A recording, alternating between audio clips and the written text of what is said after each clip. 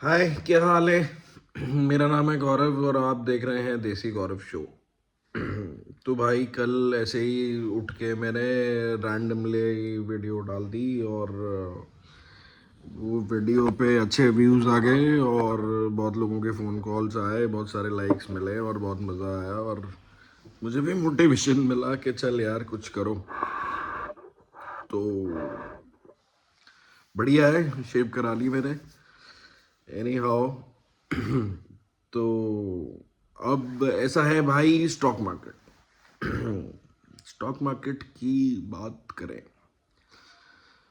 तो भैया stock market का जो हुआ है उसको मैं सोच रहा हूँ इजी कर दें सबके लिए। तो उसके लिए थोड़ा सा मेरी स्टोरी और कहानी सुननी पड़ेगी आपको। तो बेसिकली स्टॉक मार्केट को समझने के लिए सबसे पहले तो हमें हमारे देश की इकॉनमी को समझना पड़ेगा। तो इकॉनमी को समझने के लिए हमें इकोसिस्टम को समझना पड़ेगा कि भाई हम कहाँ रह रहे हैं। तो हम इंडिया में रह रहे हैं, 150 करोड़ लोग हैं, है ना। और इंडिया जो है एक फास्टेस्ट ग्रोइंग इकॉनमी है वर्ल्ड में। अभी रिसेंटली हमने जापान को पीछे छोड़ दिया और फोर्थ लार्जेस्ट इकॉनमी हम बन गए। और हम फोर्थ लार्जेस्ट इकॉनमी बन गए और प्लान ये है कि हम 2030 तक थर्ड लार्जेस्ट बन जाएंगे, चाइना को पीछे छोड़ देंगे। और गवर्नमेंट का प्लान ये है कि 2047 तक हम विकसित हो जाएंगे, लेकिन कि भाई हम डेवलपिंग इकॉनमी नहीं रहेंगे, हम डेवलप्ड इकॉनमी हो जाएंगे। तो अब ये इकॉनमी क्या है और ये कहानी क्या है। तो भाई ये दुनिया है, सबको पता है, इसमें बहुत सारे देश हैं। अब इन देशों को आप ऐसे मानो कि दुकानें खुली हुई हैं, ठीक है। तो हर दुकान को प्रॉफिट बनाना है। अब पाकिस्तान अलग है, चाइना अलग है, बांग्लादेश अलग है, रशिया अलग है, यूरोप की कंट्रीज़ अलग है, ऑस्ट्रेलिया अलग है, मतलब there are so many countries और हर कोई अपनी दुकान चला रही है। अब क्या है, ज्योग्राफी जो है हमारे वर्ल्ड की वो ऐसी है कि भाई सबको बिजनेस करना है और इंपोर्ट एक्सपोर्ट करना है। कि भाई जो चीज़ नहीं है हमारे पास वो हमें दूसरे देशों से लेनी है और जो चीज़ है हमारे पास वो हमने दूसरे देशों को बेचनी है। तो अब वो बाहर माल बेच के भी हम प्रॉफिट कमाएंगे और जो लोग हमारे रह रहे हैं वो जो भी काम करेंगे, चाहे वो इंडस्ट्री लगाएं, चाहे वो कपड़ा बेचे, चाहे कोई माचिस की डब्बी बेचे, चाहे वो खाना बेचे, चाहे वो कुछ भी करे, वो सर्विस करे, जॉब करे, माचिस की डब्बी खरीदे, एनी थिंग वो करे, तो सरकार को उसके लिए पैसा चाहिए टैक्स के रूप में। सड़क पे चलोगे तो टोल टैक्स चाहिए, इनकम करोगे तो इनकम टैक्स चाहिए, प्रॉपर्टी खरीदोगे तो रियल एस्टेट टैक्स चाहिए, स्टॉक मार्केट करोगे तो कैपिटल गेन टैक्स चाहिए। तो भैया टैक्स चाहिए क्योंकि दुकान ऐसे ही चलेगी। क्योंकि अगर दुकान चलाने के लिए भाई कम खर्चे के लिए पैसा आना ज़रूरी है और उसके लिए हमें सबको मेहनत करनी पड़ेगी, काम करना पड़ेगा। तो ये सब रेस में सबको पता है कि भाई हर कंट्री में कुछ ना कुछ मिलता है। किसी के पास ऑयल है, किसी के पास कोई और फैसिलिटी है, किसी के पास खनन का कुछ है, किसी के पास पत्थर का कुछ है, और किसी के पास कॉपर है, किसी के पास गोल्ड है, किसी के पास सिल्वर है। तो ये इस तरह से है। तो भाई सब रेस में दौड़ रहे हैं। इंडिया भी दौड़ रहा है। तो मतलब खुशी की बात है, हम लोग इंडिया में हैं, वी शुड बी प्राउड, क्योंकि इंडिया बहुत अच्छी तरह से ग्रो कर रहा है और इकॉनमी बढ़िया ग्रो कर रही है। अभी इसका जीडीपी है मेरे ख्याल 6.5-7% की रेट से हम ग्रो कर रहे हैं, ग्रॉस डोमेस्टिक प्रोडक्ट जो आ रहा है। और इन्फ्लेशन तो बढ़ता ही है, नो डाउट इन्फ्लेशन बढ़ेगा और आने वाले सालों में और भी बढ़ेगा, और लेकिन अब ग्रोथ भी अच्छी होगी, ठीक है। अब इंडिया की दुकान चलती कैसे है? इंडिया के माल से। तो माल क्या है? माल है ये सेक्टर्स जो लोग काम करते हैं, जैसे एग्रीकल्चर हो गया हमारा मेन, इंडिया का जो है, जो किसान ये बोता है फसल, उस पे सरकार उसे पैसा देती है और क्या कहते हैं उसे टैक्स भी वसूलती है। तो इट्स लाइक दिस, जैसे गन्ना हो गया, गेहूँ हो गया, बाजरा हो गया, एनीथिंग जो भी सब होता है। दूसरा है एसएमई, जैसे कोई इंडस्ट्री लगाता है, फैक्ट्री लगाता है, किसी चीज़ का उत्पादन करता है, मतलब किसी कोई चीज़ बनाता है, तो उससे गवर्नमेंट टैक्स लेती है, इंडस्ट्री से टैक्स लेती है। जैसे कुछ भी रिफाइनरी हो गई, एनीथिंग, कुछ भी प्रोडक्शन हो गया, उस पर टैक्स होता है। तीसरा सर्विसेज, बैंकिंग हो गया और हॉस्पिटल्स हो गए और इस तरह की होटल इंडस्ट्री हो गई, ये सब भी योगदान देते हैं हमारी इकॉनमी में। अब ये तो रही बात हमारी इकॉनमी की। तो भाई ये सब लोग पैसा कमा रहे हैं और सरकार को पैसा दे रहे हैं और सरकार हमारे खर्चे चला रही है, भाई सड़कें बना रही है, हमारी डेवलपमेंट के लिए काम कर रही है, हमारी ग्रोथ के लिए काम कर रही है। तो ये इस तरह से होता है। अब पॉइंट ये है कि जब हमें ये पता है कि 2030 और 2047 तक इंडिया जो है एक विकसित भारत बन जाएगा, डेवलप्ड नेशन हो जाएगा, तो जो ये रेस है इसमें बहुत पोटेंशियल है। और पोटेंशियल है तो भाई इसमें हम कैसे फ़ायदा उठा सकते हैं? इसमें हम कैसे फ़ायदा उठा सकते हैं? फ़ायदा फ़ायदा उठा सकते हैं हम स्टॉक मार्केट से। अब ये स्टॉक मार्केट, ये जो शब्द है, ये भला क्या है? स्टॉक मार्केट है जैसे मानो सब्जी मंडी, सब्जी मंडी है ये। और आपको पता है भैया, आलू 10 रुपये किलो भी बिक रहा है, 12 भी बिक रहा है, 15 भी बिक रहा है। क्यों बिक रहा है? क्योंकि भाई 10 रुपये वाला आलू में टेस्ट अच्छा नहीं है, 12 वाले में थोड़ा बेटर है, 15 वाले में और बेटर है। तो वो जो दुकानदार है सब्जी वाला, वो सपना दिखा रहा है कि भाई साहब 12 रुपये वाला आलू लो और ये बनाओ, मज़ा आएगा आपको। 15 वाला लोगे तो और टेस्ट आएगा, इसमें इतने न्यूट्रिएंट्स होंगे, इसे खाने से आपको फ़ायदा मिलेगा। तो वो ख्वाब बेच रहा है। तो पॉइंट ये है कि सब लोग दुकानें खोल के बैठे हैं। इंडिया एक दुकान है, वर्ल्ड का हर कंट्री एक दुकान है, और इंडिया के अंदर बहुत सारी दुकानें हैं। सबको क्या चाहिए? पैसा। और माल बिकेगा तो पैसा आएगा। तो अब स्टॉक मार्केट, भाई क्या है कि जो स्टॉक शब्द है, ये जिसे हम शेयर बोलते हैं, वो है क्या?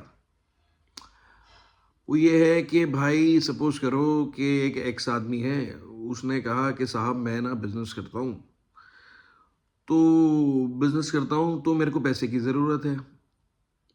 तो वो जाता है, वो बोलता है मार्केट में कि भाई मेरे को पैसा दे दो और मैं आपको अपने जो मेरा बिजनेस है उसमें मैं आपको हिस्सा दे दूंगा। से मेरे पास 1 लाख रुपए हैं और मेरे को 20,000 रुपये और चाहिए, तो आप मेरे में 20% के पार्टनर बन गए। तो वो ये कहता है मार्केट में, तो अब 20,000 रुपये लोगों के पास होते नहीं है, तो वो कहते हैं 10 लोग मिलते हैं और हम 2-2 हज़ार रुपये डालते हैं और हम जो हैं 2-2% के पार्टनर बन गए। तो ये शेयर है, ये स्टॉक है। अब क्या है कि वो बंदे के पास 1 लाख रुपया था और 20,000 और आ गए, अब उसकी कैपिटल 1,20,000 हो गई। अब 1,20,000 हो गई तो 1,20,000 से उसने बिजनेस किया, कोई सामान लाया। पहले 1 लाख में कम सामान ला पा रहा था, 1,20,000 में ज़्यादा लाने लग गया वो, तो उसे प्रॉफिट ज़्यादा हुआ। प्रॉफिट ज़्यादा हुआ तो भाई जो उसने शेयर, उसका हिस्सेदारी खरीदी थी, उसने कहा कि भाई मेरा हिस्सा दे। तो वो कहता है यार पैसा तू लगा रहने दे, और मैं जो हूँ तेरे को मैं डिविडेंड दे दूंगा इस पे। तो डिविडेंड होता है कि प्रॉफिट शेयरिंग, कि भाई मैंने अगर मान लो 1,20,000 पे 20% कमाया तो 24,000 रुपये मैंने कमाए। उसमें जब जो तेरा हिस्सा बैठता है वो तू ले ले, तो उसके हिसाब से उसको हिस्सेदारी मिल जाती है। ठीक है, तो ये शेयर है, मतलब सिंपल है, इसको उलझा लो जितना मर्जी उलझा लो, और बेसिक बात तो यही है कि भाई वो हिस्सा बेच रहा है, सिंपल बात है। अब बात ये आई कि भाई शेयर कौन सा लेना है, भाई हमें पैसा कैसे बनेगा? तो हमें पैसा ऐसे बनेगा कि जो जिसकी दुकान ज़्यादा चलेगी, जिसकी सेल ज़्यादा होगी, जो काम ज़्यादा करेगा। ठीक होगी बात? तो जो बड़े बिजनेसेस हो जाते हैं और जिन्हें पैसे की ज़रूरत होती है, जिनके पास विजन होता है, सपना होता है कि हम ये काम करेंगे, ये फैक्ट्री लगाएंगे, हम ऐसा करेंगे, हम वैसा करेंगे, हम कुछ बड़ा करेंगे, हम अपना एक्सपेंशन करेंगे, हम ग्रोथ ज़्यादा करेंगे, तो वो सपना दिखाता है और उस सपने पे हिस्सेदारी बिक जाती है, शेयर बिक जाता है।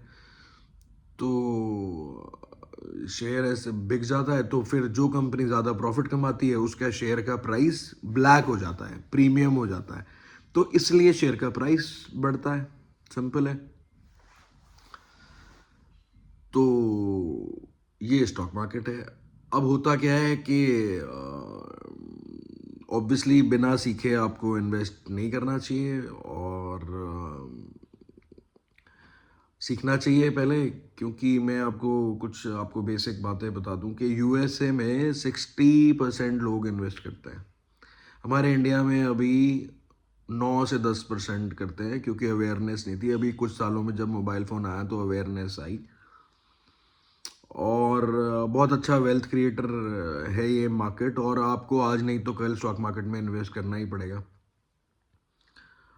और भाई एसेट क्रिएशन होता है। एसेट हमारे कौन से होते हैं? एक मूवेबल एसेट्स होते हैं और एक नॉन मूवेबल एसेट्स होते हैं।